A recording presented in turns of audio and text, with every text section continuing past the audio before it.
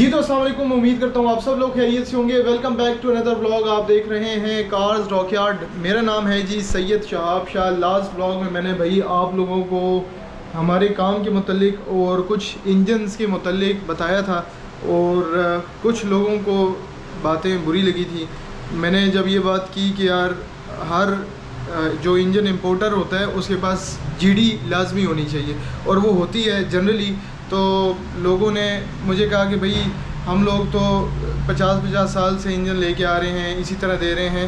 भाई कुछ चीज़ें जो होती हैं ना, सच्ची बातें बुरी लग जाती हैं लोगों को।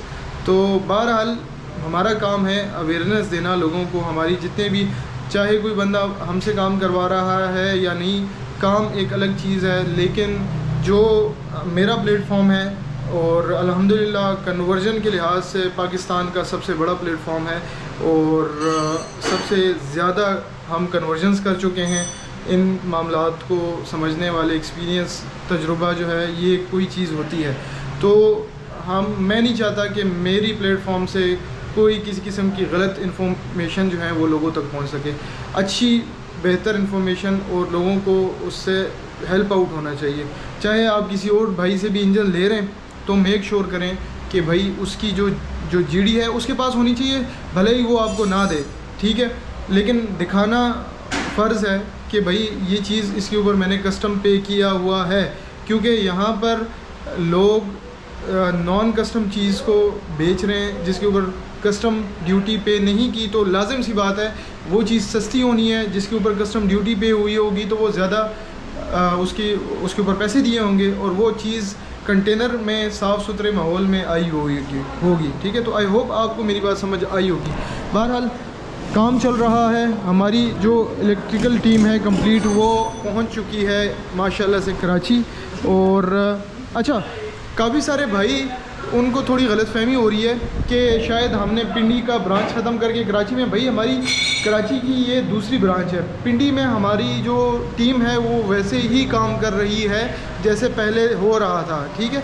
आप उधर जाके काम करवा सकते हैं। उसके बाद एक और बात, मैं ये टीम, इधर की जो टीम है, मैं यहाँ से मैंने नहीं उठाई। ये टीम जो मेरी है ये पिंडी से आई है और हमारी वहाँ की जो तजुर्बाकार टीम है अल्हम्दुलिल्लाह उधर और इधर दोनों मैंने इक्वली डिस्ट्रीब्यूट किए हैं। कुछ लोगों को, लड़कों को हम इधर लेकर आए हैं, कुछ लड़के हमारे पिंडी में काम कर रहे हैं, और ताकि क्वालिटी पे कहीं पर कॉम्प्रोमाइज़ ना हो, स्टैंडर्ड वही रहे, ठीक है, यहाँ पर भी और वहाँ पर भी। तो मैंने ज़्यादा थोड़ी सी जो है ना मेहनत करके, सारा कुछ करके हम अपनी टीम पूरी इधर लेके आए हैं।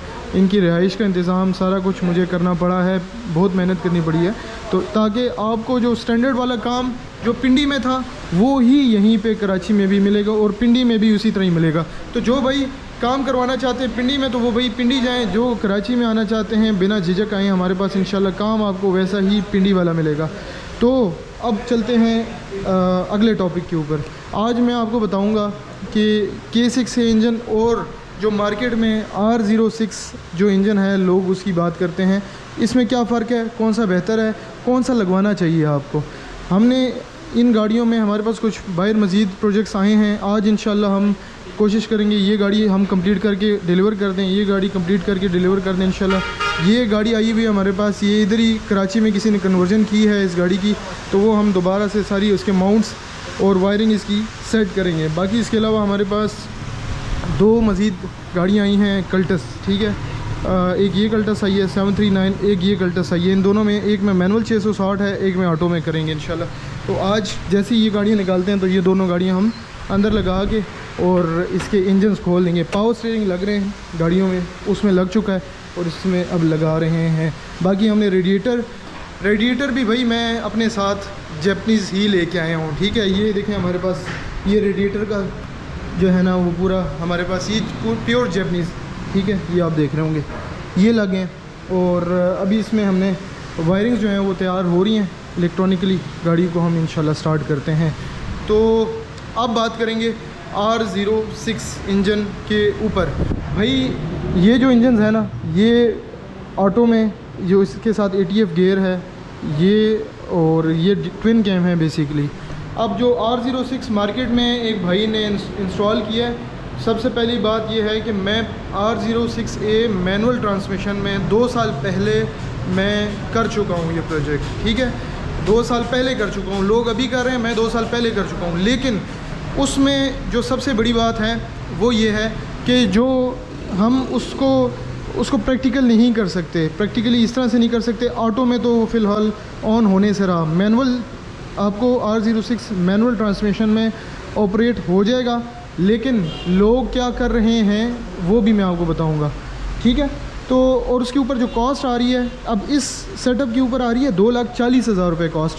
मैनुअल चाहे करते हैं, ऑटो करते हैं, 2,40,000 रुपये है, जो मैं समझता हूँ कि आप लोगों के लिए थोड़ी 2,40,000 रुपये भी कम नहीं है, ज़्यादा है। लेकिन ये है कि कम से कम लोग अगर 6-7 लाख रुपए की गाड़ी लेते हैं तो 2,40,000 रुपये सिर्फ इंजन देने पे मेरे ख्याल है ठीक है। लेकिन उस मैनुअल ट्रांसमिशन R06 पे आ रहे हैं, ख़र्चा इस वक्त आ रहा है तकरीबन कोई 3,10,000 से 3,20,000 रुपये खर्चा आएगा मैनुअल पे।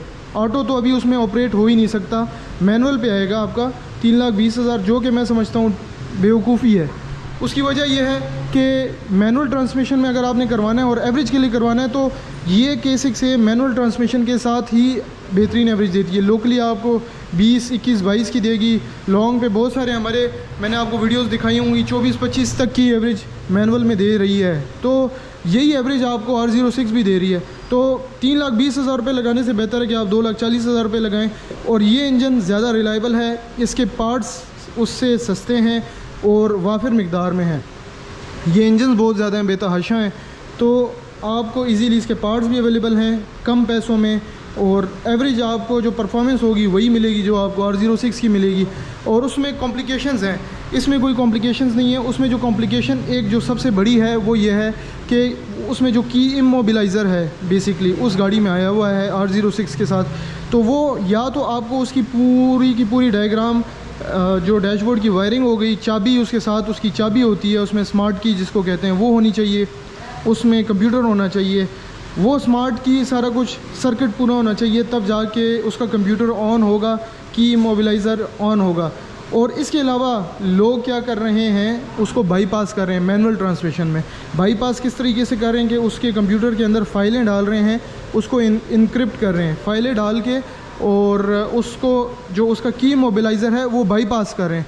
अब वो जो काम है ना, उसका कोई भी भरोसा नहीं है कि किस दिन आपको वो कहाँ पर खड़ी हो जाती है, उसका कोई भरोसा नहीं है। जिस दिन उसमें से फ़ाइलें डिलीट हो गई या इनक्रिप्ट हो गई, करप्ट हो गई, वो उधर ही गाड़ी रुक जाएगी, गाड़ी स्टार्ट ही नहीं होगी फिर तो वो काम जो है वो रिलायबल नहीं है। काम वो होना चाहिए जो कि रिलायबल हो।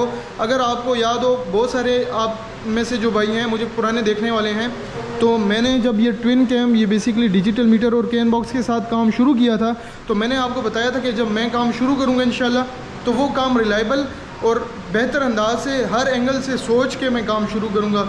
और उसके बाद हमने उसके ऊपर काम शुरू किया, वर्कआउट शुरू किया, और वो अल्हम्दुलिल्लाह सक्सेसफुल रहा और रिलायबल रहा। तो R06 के ऊपर भी जब हम काम शुरू करेंगे तो पहले मैं ये सारी चीज़ें देखूँगा उसकी कि भाई वो सारा कुछ रिलायबल है कि नहीं है। अब मैं अपनी तरफ से काम कर दूँ, आपको फ़ाइलें डाल के दे दूँ कंप्यूटर में, उसको बाईपास कर दूँ, और कल को आप 2 महीने बाद, महीने बाद, 3 महीने बाद गाड़ी आपको खड़ी हो जाए और फिर आपको जाके ना कोई 30-35 हज़ार रुपये देने पड़ जाएँ दोबारा फ़ाइलें डालने में, दोबारा बाईपास करने में, तो वो चीज़ रिलायबल नहीं है। काम वो होना चाहिए जो एक दफ़ा हो और अच्छा काम हो और रिलायबल काम हो। तो फ़िलहाल मैं समझता हूँ कि यार वो चीज़ रिलायबल नहीं है, और उसके ऊपर कॉस्ट भी बहुत ज़्यादा आ रही है। जब उसके और परफॉर्मेंस सेम ही है, और फिर उसमें आपको ऑटो ऑन ही नहीं हो सकता, तो आपके पास फ़िलहाल सबसे लेटेस्ट इंजन यही है जो ऑटो में है और जो कि आपको अच्छी एवरेज देगा और रिलायबल है। और मैनुअल में अगर आप करवाना चाहते हैं तो मैनुअल में भी इससे बेहतर इंजन नहीं है, क्योंकि यही एवरेज आपको R06 में मिल रही है, सेम एवरेज मिल रही है। तो उसके ऊपर फजूल में पैसे देने से, और उसके ऊपर जो है ना वो जो फाइल्स वगैरह उसका वो जो मामला है, जो रिलायबिलिटी भी नहीं है, आपके जहन में ये एक बात रहेगी कि ये किसी भी टाइम गाड़ी खड़ी हो सकती है, किसी भी टाइम गाड़ी खड़ी हो सकती है। और इसके अलावा ये जो माउंट्स हैं इसके, तो ये एक और जो मेजर बात है, ये बोल्ट ऑन आते हैं सारे, ठीक है। उसमें बोल्ट ऑन लाने के लिए आपको ब्रैकेट्स बनाने पड़ते हैं, ठीक है। आल्टो पे लाने के लिए मैंने मेहरान में किया था। मैंने वो एक प्रोजेक्ट किया था, वो भी जिन भाई की गाड़ी थी उनकी फरमाइश के ऊपर। उनको मैंने कहा था कि यार ये काम, मैंने बताया भी था उनको कि यार ये काम रिलायबल नहीं है, अगर आप करवाना चाहते हैं तो फिर आपकी मर्ज़ी है। तो ऐसे ही भाई काम वो होना चाहिए कि जो ज़्यादा क्वांटिटी में और आप बेहतर अंदाज से कर सकें और प्रोवाइड कर सकें, तो काम वो होना चाहिए अच्छा और बेहतर अंदाज से। तो आई होप आपको मैंने कुछ बेसिक जो बड़ी जो मोटी चीज़ें हैं जिसके ऊपर मैंने स्टडी भी किया हुआ है, मैंने रिसर्च भी की हुई है, वो सारी चीज़ें मैंने आप लोगों से आज के व्लॉग में शेयर कर दी हैं। क्यों R06 इंजन फ़िलहाल मेरे ख़्याल में मार्केट में उस तरह से एप्लीकेबल नहीं है जिस तरह से ये जो इंजन चल रहे हैं, ये बेहतरीन इंजन है, इसकी पार्ट्स की अवेलेबिलिटी भी है, सस्ते भी हैं, आपको कहीं से भी, सिर्फ ये नहीं है कि कराची, पिंडी या पेशावर से आपको मिलेंगे। ये जो पार्ट्स हैं, इसका जैन हो गया, इसकी ईच एंड एवरीथिंग आपको कहीं से भी और कम कीमत में, अच्छे रेट में आपको वाफिर मिकदार में मिल सकती हैं। ठीक है, तो ये हिसाब किताब है सारा। आई होप आपको मेरी बात समझ आ गई होगी। अभी बस इंशाल्लाह हमने कुछ जाना है दोबारा। मैं आजकल की रूटीन मेरी इधर की कराची की यही बनी हुई है कि पार्ट्स की अवेलेबिलिटी मैं पूरी कर रहा हूँ, लगा हुआ हूँ। कल भी हमारा कुछ लीवर्स के जो है ना वो आया है, सामान आया है, और आज मज़ीद और आना है। हमारे पास हर किस्म के लीवर मौजूद होंगे इंशाल्लाह, आपको जौन से भी लगाने होंगे इसमें से मिल जाएंगे आपको। ठीक है, और भी आज कुछ हमारा सामान आएगा इंशाल्लाह, और गाड़ियाँ भी आज हम रेडी कर रहे हैं, तो इनके ऊपर भी मैं आप लोगों से व्लॉग करूँगा, शेयर करूँगा और आपको दिखाऊँगा इंशाल्लाह। वायरिंग्स वगैरह, पावर स्टीयरिंग तो तकरीबन लगे हैं दोनों गाड़ियों में, अभी वायरिंग्स हो जाएंगी तो इंशाल्लाह टैंकियाँ पंप शंप हो गए, ऑयल डालेंगे और बिस्मिल्लाह करेंगे, स्टार्ट करेंगे इंशाल्लाह। तो फिर मिलते हैं आप लोगों से अगले व्लॉग में। आज का व्लॉग मैंने आपको सारी चीज़ें आप लोगों से डिस्कस कर ली हैं, R06 और सारी चीज़ें। आई होप आपको मेरी बात समझ आएगी। अगर आप फिर भी आपको कन्फ्यूजन है, आप इसके ऊपर थोड़ा सा रिसर्च करें।